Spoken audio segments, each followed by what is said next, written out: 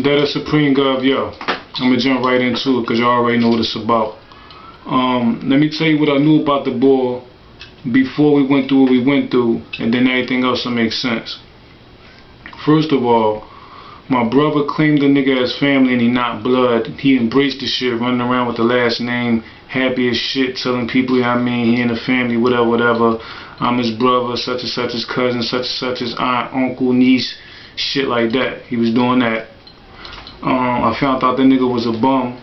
I mean that literally, like living in an old house and put a board up against his door for a lock. And I found out that he wouldn't move, meaning fight or do nothing illegal unless my brother was there for protection. You know what I mean? So that explained a lot. And I remember I said my brother put him under the wing, claimed him as family and all that. So it's me, my brother, and this nigga staying at my aunt crib. We in Germantown. And my brother moved out, so now it's just me and him. You know what I mean? So one time we watching basketball, you know basketball come on Sundays on, if you don't got cable. I ain't had cable at the time. We was on watching basketball game on channel, was it 610? One of them on a Sunday. So he smoking weed, everybody know I don't smoke.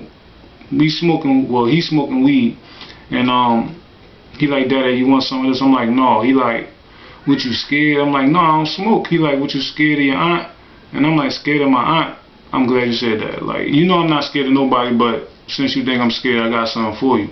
So he fell asleep, and she got bad asthma and all that, and she don't like smoking all that in her room, so I said, I'm going to tell her. You know what I mean? So I peeled off, went to my girl crib for a couple days, called my aunt, told her the situation. She get home and handled it. So like 3-4 days after I'm at where I'm at, then I come back home.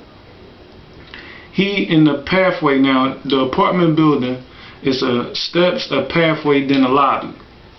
He in front of the lobby outside with some niggas and shit. And he like, Daddy, can I talk to you for a minute? When I get near the door, I'm like, what's up? He like, you told your aunt such and such, such and such and such. So I said, I told her half of it, but the other half somebody making up. But I did say what I said. You know what I mean? I admitted to what I said.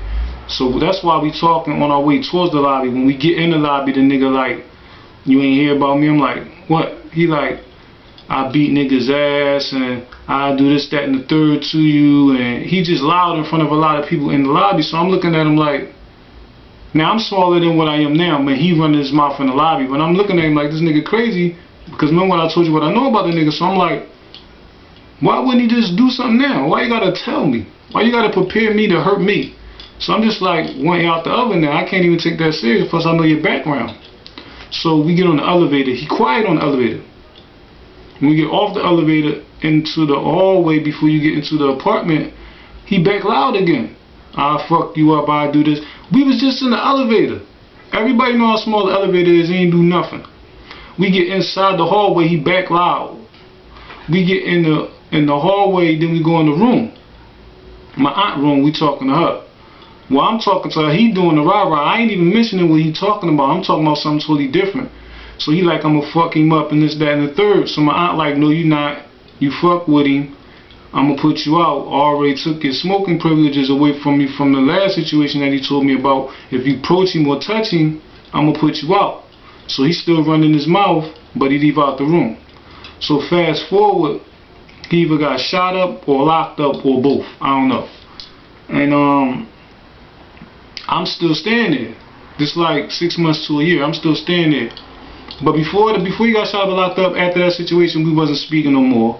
Then he get into his situation. That's 6 months past. I'm still at the crib. So he come back and say his arm messed up. So he asked my aunt, can he stay in the room? She said, that's Daddy's room. Now I'm right there in the room while he in there talking to her. So he like, Daddy, can I get the room? I said, I don't have no problem with you claiming the room or standing there when I'm not there, but when I have company, you gonna have to get out the room. He was like, alright. I don't know what the nigga thought, but it just started popping out the blue. Like every other night or every other couple of days, I had company in the room, so I put his stuff out the room. So one time he take it upon himself when his shit was out the room to say, Daddy, let me talk to you for a minute. So I still got who I got in the room. So I step out and say, what's up? He like, why every time I come, my stuff out in the hallway? So I'm like, I told you when I come, your stuff gotta go. It's not my fault that I get it popping. Well, I got him like that. He slamming shit, knocking shit over, talking about something, I'ma fuck you up, I'ma do this, that, and the third. So I'm standing there, but he never did this in front of me with me having company. So I'm like, oh, he trying to show off. So I got fed up. See, before I ain't do what I do because I knew what I knew about him. But now you try to play me. You try to disrespect me because you see I got company. So now you trying to pop fly. So I stepped to the nigga. Now when I stepped to him, I'm like, yo, you really think you can beat me? Now we so close. If I say, like if I take a deep breath, my nose will touch his nose because he's taller than me. So I said, that what you really think you can beat me? You want to fight? He paused, and then he went around this wall that separate the living room and the kitchen like 10, 20 times. So the girl I was over was like, you see he don't want to do nothing, why you still standing here? So when I'm on my way to act like I'm a move, I hear him talking, so I stop again. So he like, I'ma whack you, when my arm get better, I'ma slam you on your fucking neck, you gonna be the first nigga I stump, this, that, and the third. Now anybody that know me know, whatever you say about me physically, I'ma hold you to that.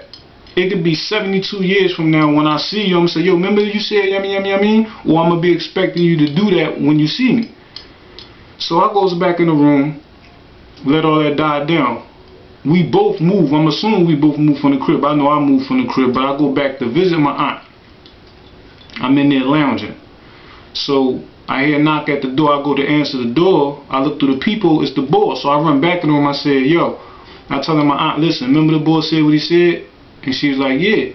I said, you know his arm better, right? She started smiling. I said, remember he said he was supposed to do? She started laughing. So I said, we're going to see what's up. I go back to the door. Open the door. He see me. The boy goes straight like this. Arms to the side and put his hands to the side, and then he look at his feet. He with two girls. When I open the door, he see me and he go like this. So it's like literally 3 minutes now. So I'm like, if I don't move, this nigga ain't gonna move. So I just said, open the door and said, she in the room.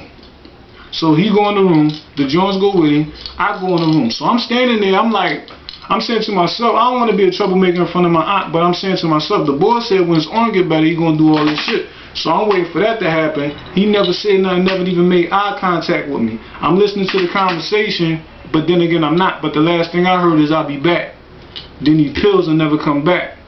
So the moral to that story is, for those who heard the story before, this is my side. If he wanted to do something, he had 84 chances. He waited till his arm get fucked up to talk extra fly. Then when his arm get better, he didn't even touch me. So the way to get to me is not words, not smacking, flipping, jumping, and all that dumbass shit. Touch me and see what happens. Or attempt to throw a punch or a stab or grab or shoot. Do